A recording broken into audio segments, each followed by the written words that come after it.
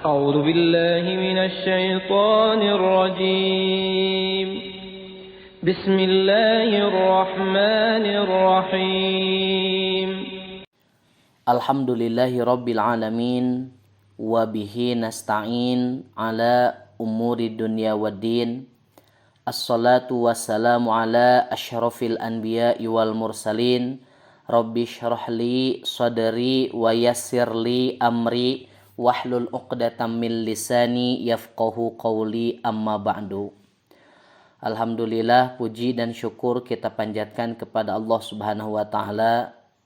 Tidak ada satupun zat yang dapat memberikan rizki kecuali hanya Allah Subhanahu wa ta'ala. Berkat rahmat, kudrah, dan iradahnya, alhamdulillah kita masih bisa menikmati bagaimana nikmatnya beribadah di hari-hari terakhir di bulan Ramadan.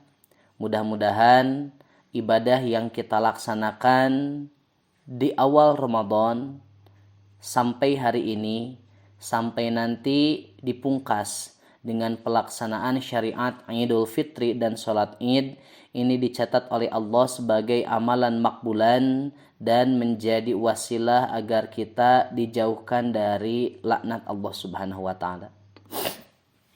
Ikhwatu iman, jamaah kajian Qobla Iftar yang dimuliakan oleh Allah Subhanahu wa taala. Kemarin kita sudah membahas terkait muqaddimah zakat fitrah, dari mulai definisi, kemudian orang yang menjadi muzaki.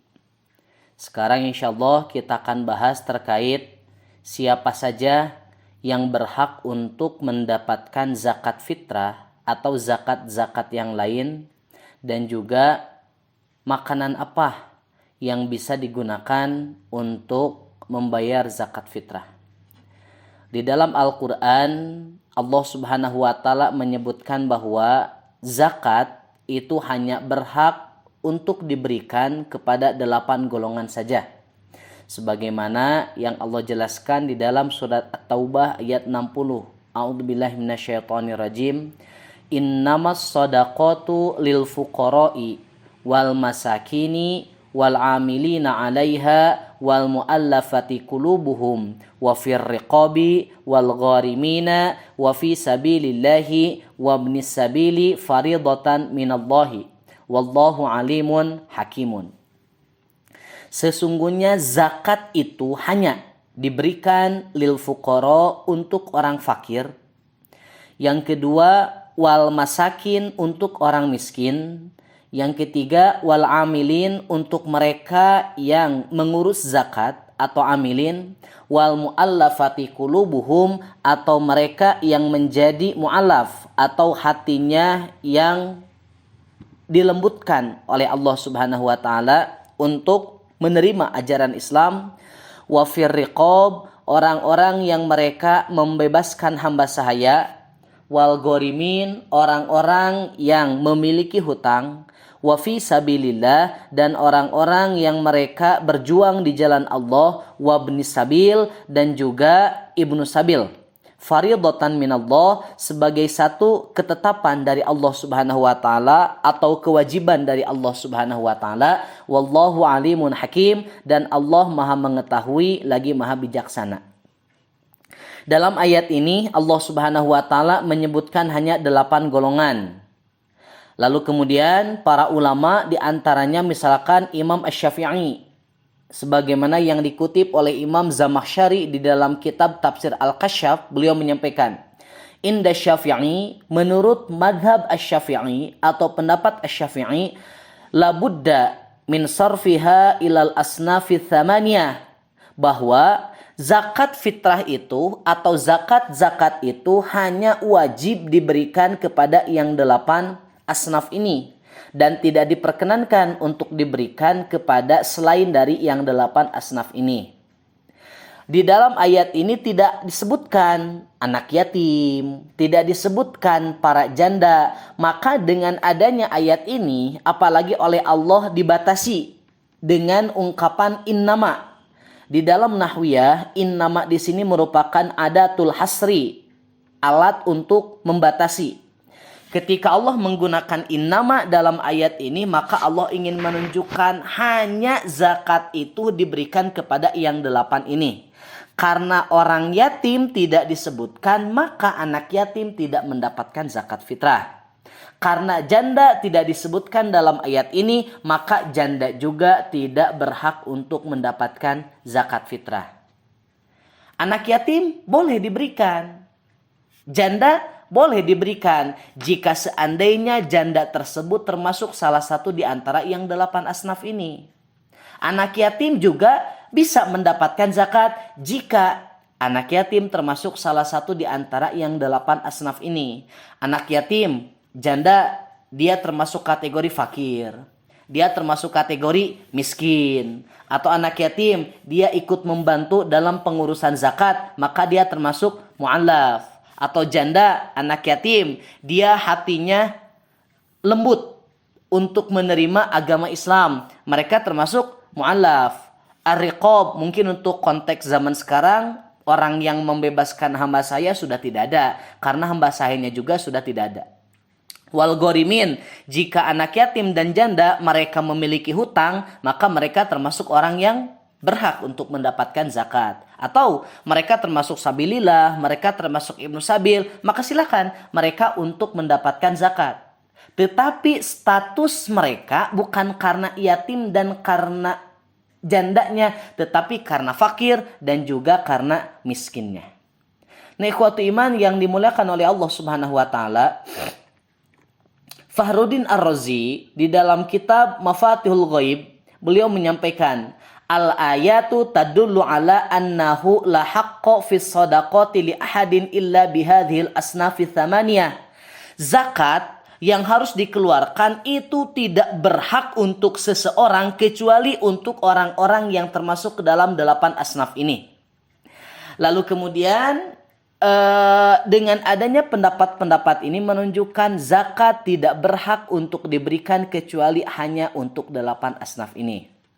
Dan lalu kemudian ketika timbul pertanyaan siapa yang lebih berhak untuk mendapatkan zakat ini dari yang ke-8 asnaf. Nah, maka Fakhruddin Ar-Razi kembali menjelaskan, fal awwalu wa tsani, yang pertama dan yang kedua yaitu orang fakir dan orang-orang miskin, la syakka, tidak perlu diragukan lagi, annahum humul muhtajun alladzi la yafi kharjuhum bidahlihim, bahwa mereka adalah orang-orang yang lebih memerlukan. Nah, mereka adalah orang-orang yang sangat memerlukan terhadap zakat yang akan mereka terima. Akan tetapi ketika ditanya antara fakir dan miskin, kira-kira mana yang lebih prioritas? Nah, maka para ulama mereka berbeda pendapat. Ada yang menyebutkan bahwa alladzi yakunu asyadda hajatan huwal fakir. Ada yang menyebutkan bahwa yang lebih membutuhkan adalah orang fakir. Ini diambil dari pendapat Imam Asy-Syafi'i dan juga pendapat yang pendapat dengan beliau. Yang lainnya lagi menyebutkan yang lebih berhak untuk mendapatkan zakat adalah asyaddu hajatan huwal miskin. Yang lebih berhak untuk mendapatkan zakat adalah orang-orang miskin. Ini pendapat Abu Hanifah dan juga yang ada di madhabnya. Sedangkan sebagian manusia berpendapat la farqa bainal fuqara wal masakin, tidak ada perbedaan antara orang fakir dan juga orang miskin. Wallahu ta'ala wasafahum bihadainil wasfaini wal maqsudu syai'un wahidun. Maka tujuan Allah Subhanahu wa taala menyebutkan fakir dan miskin, maksudnya adalah satu. Fakir dan miskin statusnya sama. Nah, akan tetapi kalau kita lihat bagaimana definisi fakir dan definisi miskin, maka para ulama membedakan. Orang fakir adalah mereka yang tidak bekerja, tidak punya penghasilan, secara otomatis untuk menghidupi keluarga pun mereka susah. Sedangkan orang-orang miskin, mereka punya pekerjaan, tetapi penghasilan yang didapatkan oleh mereka tidak dapat mencukupi kebutuhan sehari-hari. Nah, terlepas dari perbedaan ini, para ulama menyebutkan zakat fitrah hanya boleh diberikan kepada yang 8 ini, terutama fakir dan miskin, karena mereka lebih membutuhkan dibandingkan dengan yang lainnya. Walaupun nanti ada yang membagi dua kelompok. Ada kelompok li atau 8 asnaf itu dibagi dua. Orang fakir, orang miskin, amilin, dan mu'alaf. Yang kedua ada kelompok fi, yaitu orang yang membebaskan nama saya, orang yang memiliki hutang, orang yang berjuang di jalan Allah, dan orang yang melakukan perjalanan. Untuk kelompok yang pertama, 4 pertama yang lebih prioritas adalah orang fakir dan orang miskin. Sedangkan untuk kelompok yang kedua yang lebih prioritas adalah sabilillah atau orang-orang yang sedang berjuang di jalan Allah. Ketika berbicara tentang fisabilillah, orang-orang yang berjuang di jalan Allah, para ulama sepakat yang dimaksud adalah orang-orang yang mereka berjihad dengan senjata, dengan nyawa untuk membela agama Islam dari musuh-musuh Islam. Akan tetapi kalau kita lihat bagaimana pendapat Imam Abu Hanifah yang dijelaskan oleh Syekh Yusuf Al-Qaradawi di dalam kitab Fiqhul Zakat, beliau lebih memperluas yang namanya sabilillah bukan hanya orang yang berperang di jalan Allah, tetapi sabilillah adalah orang-orang yang mereka berjuang di jalan Allah baik dengan nyawa ataupun dengan pena atau dengan ilmu pengetahuan. Maka para asatid termasuk sabilillah, orang-orang yang belajar, orang-orang yang mengajar termasuk kategori fi sabilillah. Dan pada kelompok yang kedua yang lebih prioritas adalah orang-orang yang mereka berjuang di jalan Allah. Nah, lalu kemudian ikhwatu iman yang dimuliakan oleh Allah Subhanahu wa taala, setelah kita mengetahui orang-orang yang berhak untuk mendapatkan zakat, kira-kira makanan apa? Nah, ini makanan apa yang bisa digunakan untuk membayar zakat? Karena memang ada pemahaman di kalangan kita yang menyebutkan zakat fitrah itu hanya wajib dengan makanan pokok. Nah, kita buktikan apakah betul hanya dengan makanan pokok atau boleh dengan makanan yang lain. Nah, Abu Sa'id Al-Khudri beliau menjelaskan sebagaimana yang diriwayatkan oleh Imam Al-Bukhari. Kunna nukhriju fi ahdi Rasulillah sallallahu alaihi wasallam yaumal fitri. Kami mengeluarkan zakat fitrah pada zaman Nabi sallallahu alaihi wasallam so'an min ta'amin, seukuran 1 so' dari makanan. Di sini tidak dijelaskan makanan yang dimaksud apakah makanan pokok atau makanan yang ada pada waktu itu, tidak dijelaskan. Yang penting Abu Sa'id Al-Khudri hanya menjelaskan kami mengeluarkan zakat fitrah pada zaman Nabi seukuran 1 so' dari makanan. Nah, lalu kemudian pada hadis yang lain Ibnu Umar lebih menjelaskan bahwa faradha Rasulullah sallallahu alaihi wasallam zakatal fitri so'an min tamrin au so'an min syairin. Rasulullah sallallahu alaihi wasallam beliau mewajibkan bagi kita untuk mengeluarkan zakat fitrah seukuran 1 so' dari kurma dan atau 1 so' dari gandum. Hadis yang pertama hanya menyebutkan to'amin sebagai pembatasan bahwa zakat itu mesti dengan makanan. Hadis yang kedua lebih memperinci yang harus dikeluarkan zakatnya adalah 1 so' kurma dan 1 so' gandum. Nah, dari 2 hadis ini kita bisa ambil kesimpulan bahwa Rasulullah Shallallahu Alaihi Wasallam menetapkan zakat fitrah dengan 2 makanan. Yang pertama kurma dan yang kedua gandum. Kenapa hanya kurma dan gandum? Ternyata kalau misalkan kita cek, kita perhatikan ada 2 hal yang perlu kita jelaskan. Pertama, dari sisi muzaki atau orang yang membayarkan zakat. Kenapa mesti kurma dan gandum? Ternyata sebagian ulama diantaranya misalkan Al-Ustadz Amin Mukhtar, beliau menjelaskan kedua jenis makanan yang disebutkan itu adalah makanan yang mudah untuk didapatkan dan biasa dikonsumsi secara umum. Makanya Nabi mengeluarkan zakat fitrah itu kurma dan juga gandum karena makanan itu yang familiar, yang biasa dikonsumsi oleh kebanyakan masyarakat. Yang kedua, dari sisi mustahik.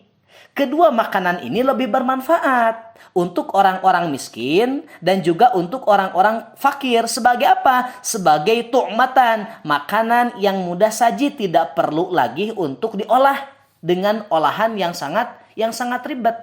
Nah, maka inilah yang menyebabkan kenapa zaman Nabi harus mengeluarkan kurma dan juga gandum. Karena makanan ini yang mudah untuk didapatkan. Dan yang kedua, makanan ini yang mudah untuk dikonsumsi. Bisa langsung siap makan. Buktinya ketika nanti Nabi sudah meninggal dunia, Abu Sa'id Al-Khudri kembali menjelaskan, kunna nukhriju zakatal fitri so'an min to'amin. Kami mengeluarkan zakat fitrah seukuran 1 sok dari makanan. Auso'an min syairin, yang dimaksud adalah 1 sok dari gandum. Auso'an min tamrin, atau seukuran 1 sok dari kurma. Auso'an min akitin. Nah, di sini ditambah dengan seukuran 1 sok dari keju. Auso'an min zabibin, atau seukuran 1 sok dari kismis. Nah, ikhwatu iman yang dimuliakan oleh Allah Subhanahu wa taala, kenapa para sahabat menambah makanan yang dulu tidak dilakukan oleh Nabi Shallallahu alaihi wasallam? Nabi mengeluarkan gandum atau kurma itu bukan karena hanya 2 itu yang bisa digunakan sebagai zakat, tetapi Nabi mengeluarkan kurma dan gandum karena makanan itu yang lebih mudah untuk didapatkan. Lalu ketika Rasul meninggal dunia, Islam sudah mulai tersebar kemana-mana. Banyak orang-orang luar Ajam, orang-orang luar Arab yang mereka masuk Islam. Mereka akhirnya membawa makanan-makanan dari tempat mereka. Di antara makanan yang tidak didapatkan zaman Nabi tetapi didapatkan zaman sahabat adalah gandum, adalah keju. Yang kedua, kismis. Nah, maka ketika makanan itu mudah untuk didapatkan, akhirnya kemudian keju dijadikan alat untuk membayar zakat fitrah. Dan juga kismis dijadikan alat untuk membayar zakat fitrah. Nah, maka ketika 4 makanan ini diberikan, ini menjadi dalil makanan yang harus diberikan bukan hanya makanan pokok. Nah, muncul pertanyaan, apakah makanan pokok itu harus menjadi syarat syahnya zakat fitrah atau tidak? Di dalam hadis-hadis tentang zakat fitrah, kita akan dapatkan bahwa zakat fitrah itu berupa makanan.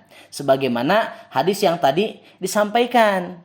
Nah, lalu kemudian ketika Nabi membatasi dengan makanan, dari hadis-hadis ini kita dapat mengetahui bahwa Rasul Shallallahu alaihi wasallam menetapkan zakat dengan 2 makanan, kurma dan juga gandum. Tetapi ternyata kalau misalkan kita dekati pendekatan mantuk hadis-hadis ini, maka zakat fitrah dengan beras atau jagung pada dasarnya tidak sesuai dengan hadis Nabi. Kenapa? Karena Nabi tidak pernah menyampaikan zakat fitrah harus dengan beras. Nabi menyampaikan zakat fitrah itu dengan kurma atau dengan gandum. Nah, lalu kenapa untuk konteks Indonesia zakat fitrah menggunakan beras? Karena memang kedudukan beras kurang lebih sama nilai dan berharganya dengan kurma atau gandum. Nah, maka ikhwatu iman yang dimuliakan oleh Allah Subhanahu wa taala, dengan adanya hadis dari Nabi Shallallahu alaihi wasallam ini bukan menyebutkan bayan litaksis, bukan untuk penghususan, melainkan bayan litansis atau untuk menjelaskan atau penegasan, lebih prioritas sesuai dengan situasi dan kondisi muzaki atau mereka yang berhak untuk membayarkan zakat, dan juga dari sisi mustahik yaitu daerah tertentu. Sehingga seandainya kita tidak dapatkan dalam kondisi sekarang beras, kita boleh mengeluarkan jagung. Kita boleh berzakat dengan umbi-umbian misalkan. Kenapa? Karena itu bisa jadi makanan yang didapatkan oleh kita. Dan tidak perlu kita batasi zakat itu dengan beras. Karena tidak ada satupun dalil yang menyebutkan zakat dengan beras. Atau tidak ada satupun dalil yang menyebutkan zakat harus menggunakan bahan makanan pokok. Jika zakat harus dengan bahan makanan pokok, yang jadi pertanyaan, negara mana yang menjadikan kismis sebagai bahan makanan pokok? Negara mana yang menjadikan keju sebagai bahan makanan pokok? Seandainya ada yang menggunakan keju sebagai bahan makanan, itu hanya sekedar untuk tambahan makanan saja. Nah, maka ikhwatu iman yang dimuliakan oleh Allah Subhanahu wa taala, Dengan adanya keterangan ini, Nabi ingin menyebutkan zakat itu yang paling penting adalah dengan makanan, bukan dengan yang lainnya. Nah, lalu timbul permasalahan yang kedua. Apakah boleh membayar zakat tetapi menggunakan uang? Sedangkan pemahaman secara umum zakat itu harus dengan makanan, sebagaimana yang disampaikan oleh Nabi Shallallahu Alaihi Wasallam, zakat al-fitri so'an min to'amin, sebagaimana yang disampaikan oleh Abu Sa'id al-Khudri. Nah, madhab Abu Hanifah mereka membolehkan zakat fitrah dengan menggunakan uang. Bahkan beliau mengatakan itu lebih utama karena lebih banyak manfaatnya bagi orang fakir. Silakan nanti bisa dibuka di dalam kitab Al-Fiqhu ala Madzahibil Arba'ah karya Imam Al-Jazairi. Beliau berpendapat zakat dengan uang karena beliau mengutip pendapat Hasan Al-Basri. Pertama, Umar bin Abdul Aziz. Yang kedua, Sufyan Ats-Tsauri, dan dari sebagian jamaah para sahabat. An Qurrata, dari Qurrah, qala, ia berkata, Ja'ana kitabu Umar bin Abdul Aziz. Telah datang kepada kami kitab atau surat yang bersumber dari Umar bin Abdul Aziz fi sodaqotil fitri, terkait sodakoh fitrah atau zakat fitrah. Nisfu so'in an kulli insanin au qimatuhu nisfu dirhamin. Ambillah setengah so' dari setiap insan atau seharga uang setengah dirham. Lalu kemudian Hasan Al-Basri menyebutkan la ba'sa an tu'tiyad darohima fi sodaqotil fitri. Tidak apa-apa mengambil uang dirham sebagai zakat fitrah. Ini terkutip di dalam kitab Musannaf Imam Ibnu Abi Syaibah. Nah, ikhwatu iman yang dimuliakan oleh Allah Subhanahu wa taala, dua khobar atau dua kasus ini menjelaskan bahwa zakat fitrah silakan boleh dilaksanakan dengan uang. Hasan Al-Basri menyebutkan boleh. Umar bin Abdul Aziz juga menyebutkan boleh. Tetapi uang yang harus dikeluarkan adalah seukuran dengan makanan yang akan kita keluarkan. Umpamanya misalkan, yang namanya zakat fitrah itu bukan ukuran kilo, tetapi ukuran volume atau isi. Ketika zakat fitrah itu timbangannya adalah isi, maka seandainya kita mau mengeluarkan zakat fitrah dalam bentuk beras, satu sok dijelaskan oleh para ulama itu adalah 3,25 liter. Berarti kalau misalkan kita mau mengeluarkan uang kira-kira 3,25 liter, kalau dibeli itu berapa? Seandainya misalkan 1 kilo atau 1 liter kurang lebih 9.000. Berarti kalau 2 liter kurang lebih misalkan 18.000.